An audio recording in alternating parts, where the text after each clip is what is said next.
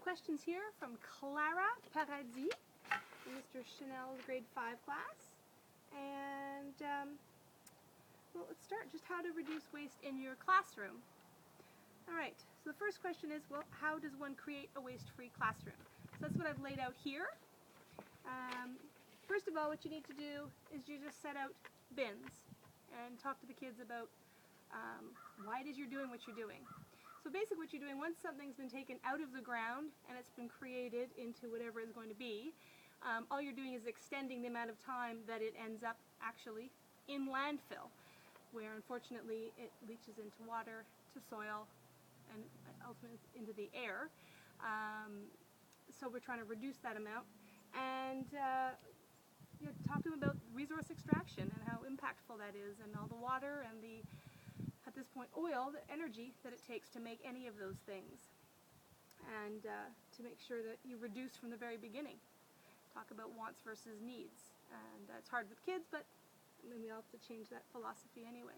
All right, so first things first, I think, is you have your regular recycling. So what goes into your regular recycling? Every municipality is different, but predominantly you have your plastics, and they ask that you put your plastics in, put them in a bag together so that they're a little bit heavier, so they have less likelihood of flying away and then going into our waterways, which is a big problem, right? So lakes to rivers, rivers to oceans, basically. So your plastic bags. Plastic, most municipalities will recycle all plastics except for number 6. Number 6 is food grade plastic. This is not number 6, we'll go in there. Plastic bags, again, whoops, put that in here. Okay. Cardboard, paper, tin, especially tin.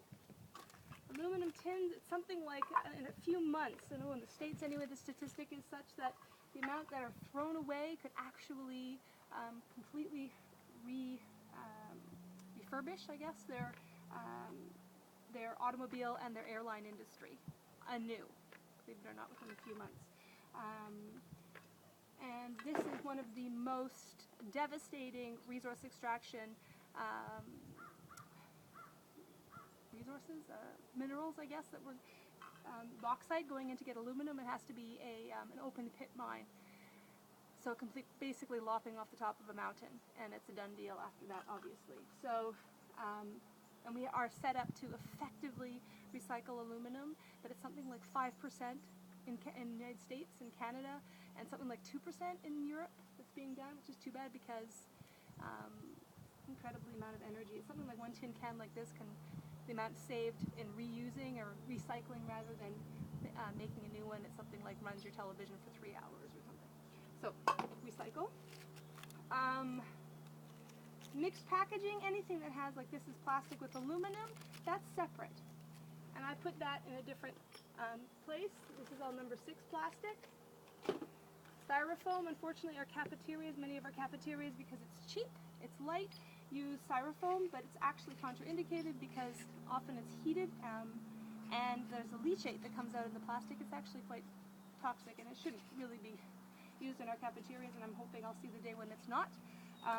And this is very light, unfortunately not very cost effective, so most municipalities don't make a lot of money off of it, so they don't collect it. And because it's so light also, it gets blown away, and this is one of those things that causes issues in our waterways, plastics, styrofoam, and breaks into smaller and smaller pieces, becoming a real issue. I put it in my mixed packaging, and at this point I actually pay, there's a company in Toronto that I pay to do all my mixed packaging with, and they actually have the means, so do our municipalities, I guess, if they wanted to repurpose them, or what they call upcycling, make it into something even better. So plastic, like benches, pallets, things like that. So this is another one, plastic bags, but they have the aluminum foil. That's mixed because they stuck them together. I can't separate them, so that has to go into mixed packaging. So I'm hoping our municipality, push our municipalities to reuse those things, to recycle them, to upcycle them. In our regular recycling, unfortunately, it's not really called recycling. It's actually they take it, break it down, and make more plastic bags out of it. Well, it's downcycling, because every time that it's reused for something else, broken down, it degrades it and becomes less and less, has less strength to it. So, like I said, the best thing I think is reusing. And I don't know how many times you see these in the garbage at schools. I think it's a philosophy of a school, and litterless lunches have that part of the mandate of schools, but we don't have that in a lot of our schools at this point. But so it's just encouraging kids to reuse. Take the Ziplocs home, wash them, reuse them, reuse them, reuse them. And I save them in my classroom and I use them for projects. If I want to send things home with kids, they have bags, or if we're doing a art project and they want to save little beads or whatever, then I pull them out and we have them. So if kids aren't reusing them, taking them home, and I find them in the garbage or the recycling, I'll take them and I have a stash in my classroom. So reusing is the most important, because that means you're not putting into the cycle of downcycling and going into the landfill. Repurposing is the other thing you can do in your classroom. People already do it using things for art projects, but also I save things like this. This is number 6 plastic, little sushi containers, using for paints, or giving out materials for projects. Wash, stash, so I save these in my classroom, or give them to the other art teacher for using for her paints and that sort of thing. Okay, so that's my repurposing. And I have one, and also let's go over here to compost. Composting is all organic matter, so lunches, snacks, that kind of thing, breads, anything but oils and meats, because that takes anaerobic bacteria. It's a different system for breaking down meat materials, fats and things. Some municipal and some school systems actually have the capability of doing that, but majority do not. And so you just have to, so it's your apple cores and your just basic lunchtime items. What I've done, because it's a small school, kids have meat, take it home and I give it to my husky dog. I also, for myself anyway, I keep even bones, dry them out, grind them up, and I put them on my garden as bone meal. So composting, I think, is number 1. It's amazing what you can take out of the garbage stream of a school, and it keeps the garbages from being disgusting and stinky, and eventually, hopefully, we wouldn't have to be replacing the bag and garbage every single day, because as soon as there's some food waste in there, then unfortunately the custodians have to empty the entire bag, and that bag is going into landfill. And bags, it depends on who you're talking to in terms of how long they take to decompose. Well, I'll talk about that a little bit later, but we're talking hundreds to thousands of years for a lot of things. So that's sort of the last resort. So organic matter, if you do your composting, it's actually so much cleaner. As long as you keep your lid on things, you don't want to get fruit flies. And then you just take it home regularly and wash the containers regularly. Have a green team, and the kids love to do it, and they collect them and give prizes for who has the most compost. And that's made all the difference. My classroom has been waste-free now for 2 years because I've been doing the mixed packaging and the compost, just that alone with the regular recycling. What we also have is e-waste. E-waste is a huge, huge deal all over the world, because if you consider something like a battery like, well, say a watch battery this size, tinier, it apparently contaminates about 40 liters of water. So one this size, we're looking at, 10 times that, so about 400 liters of water, one of these, right, the acid in it, not to mention the metals that can be repurposed.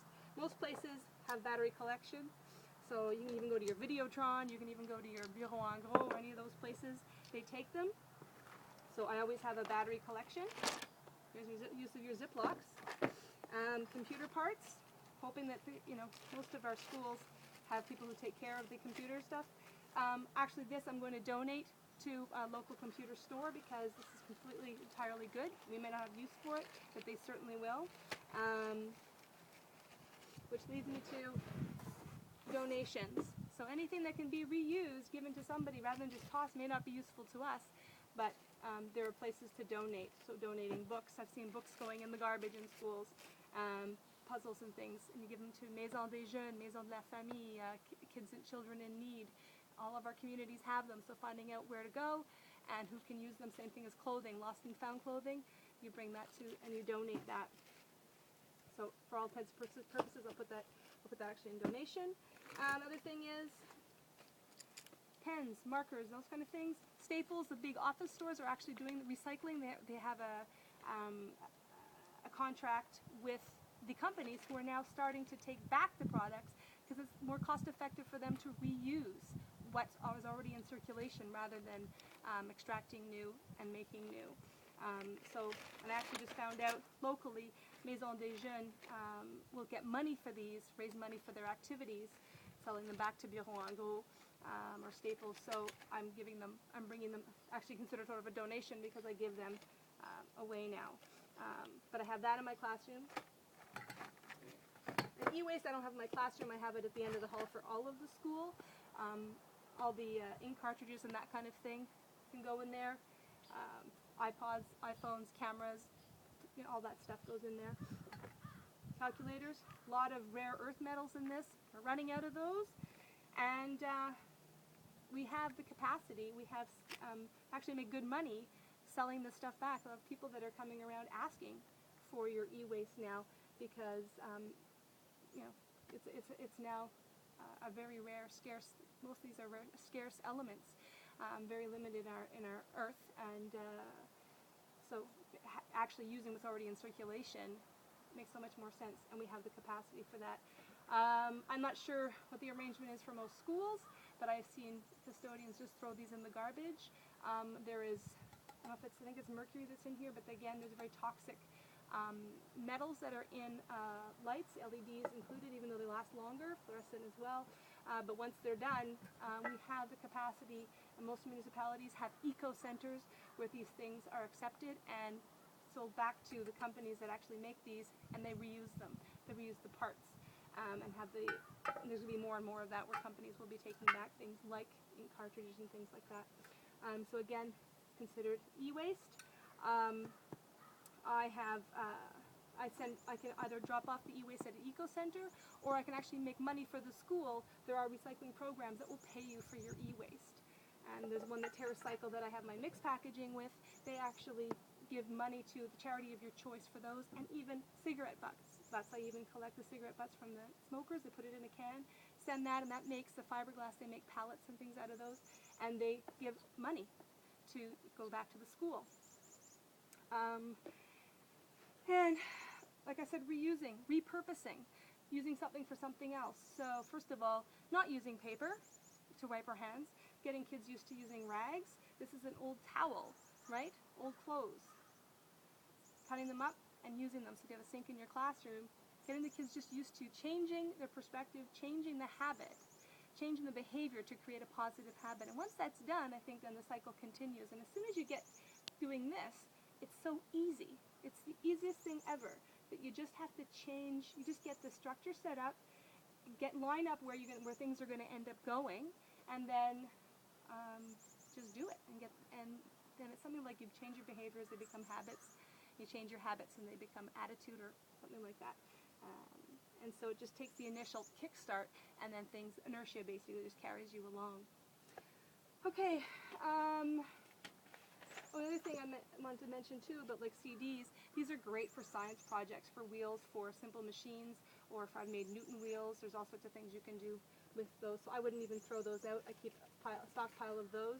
Ideally in a school you'd have a whole locker full of repurposed or ready to be repurposed items, rather than teachers, we don't have any money anyway to go back, or the schools to go and get new, and why would you want? Because then you're feeding into that garbage stream again.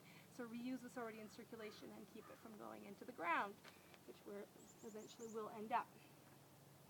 So here we go. I've done number 1. Thank you, Clara. How does one create a waste-free classroom? So there you go. What equipment containers to collect the waste does one need? Well, there you go. I have donations, or lost and found, I guess, or whatever you want to do, a box for the school, an e-waste box for the school, and then in your classroom, mixed packaging, regular recycling, and compost, and then repurposing and reusing what's already in circulation for projects.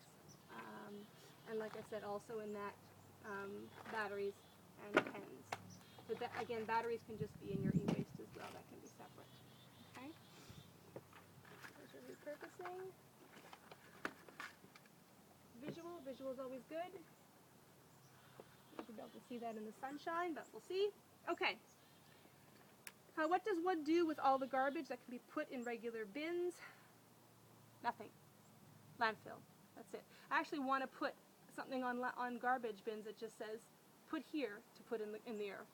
So people are really aware where it's actually going, because we now are a society where it's out of sight, out of mind. Garbage trucks come and pick it up, but where does it go? It goes in our earth, right? Where else does it go?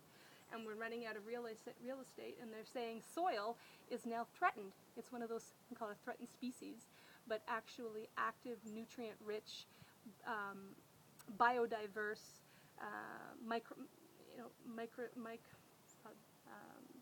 active, alive soil has become a scarcity with urbanization and with herbicides, fertilizer, pesticides, all that kind of thing, really messing around with all of that.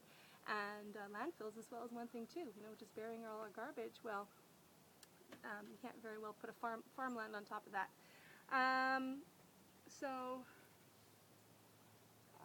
Yeah. So we can do it without creating garbage. How can the students in class what can they do to help this? They just remind each other.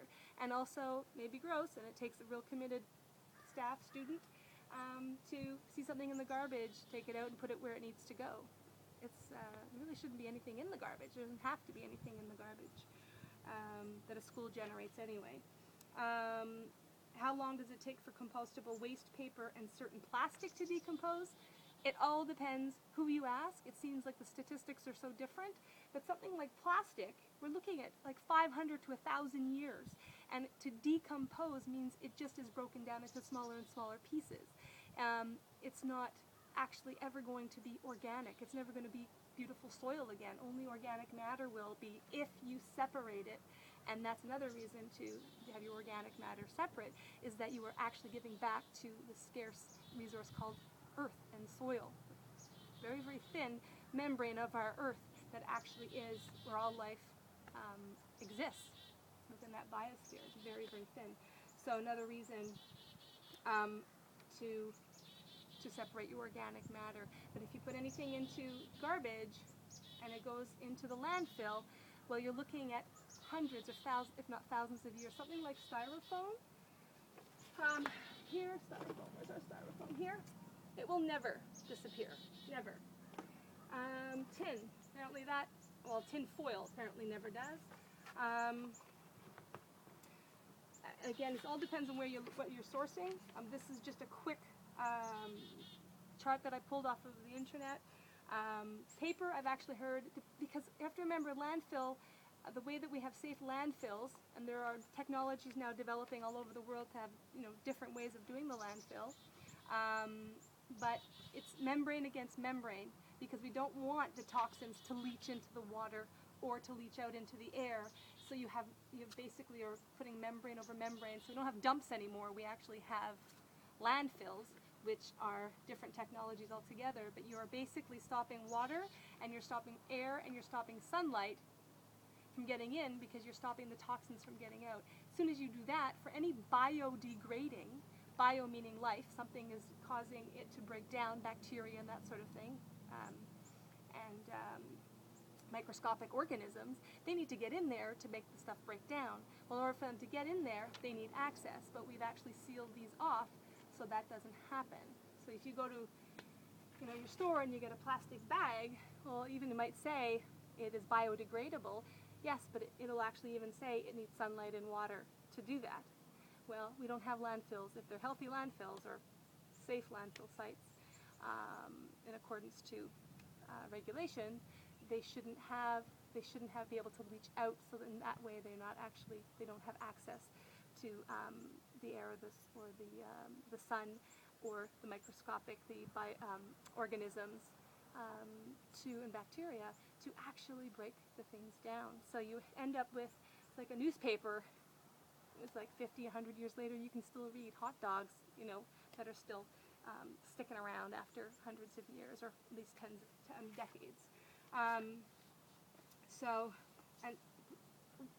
the denser the material, the longer it would take. So like water bottles, we're looking at about 500 years.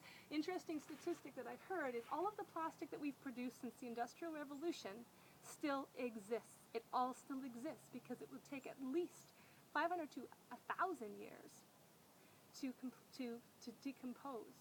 And again, we're looking at just fragmentation of that and breaking it down into smaller parts, but never actually becoming anything other than toxic material, right?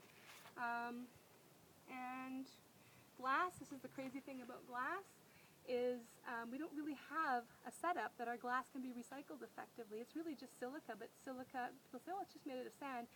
It's actually silica which needs to be mined, so very similar to the tin. That's very devastating, ecologically devastating.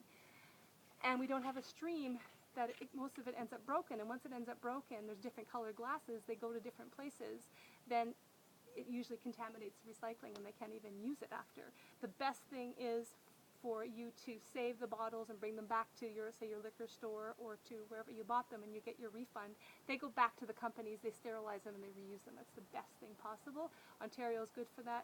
Quebec a little bit, but we need to have it straight across the board. So if you have glass coming into your class, which you probably don't anyway, that's a whole other consideration. So the best thing is, like for myself, for bottles, I keep them and I'll bring them back to the store. Or reuse them. Reuse them in the class. You know, have jars in the class for paints and things like that. I think I've addressed everything. Are there any other waste materials that can break down? Well, no, I've talked about all of that, right? So the breaking down, there's biodegrading, meaning there is some life form that breaks it down. And the interesting thing is they found some fungus. Like the world, mushrooms, going to have an interesting relationship with fungi in future, because a lot of technology is showing that developing mushrooms, the relationship with mushrooms and breaking down certain materials like plastics. And so it might be interesting that we might end up going that way, where we will be replacing our landfills with areas areas where we have just the right fungi or bacteria working on different materials to actually break them down into organic matter again, into the usable matter again, and not in the waste stream whatsoever.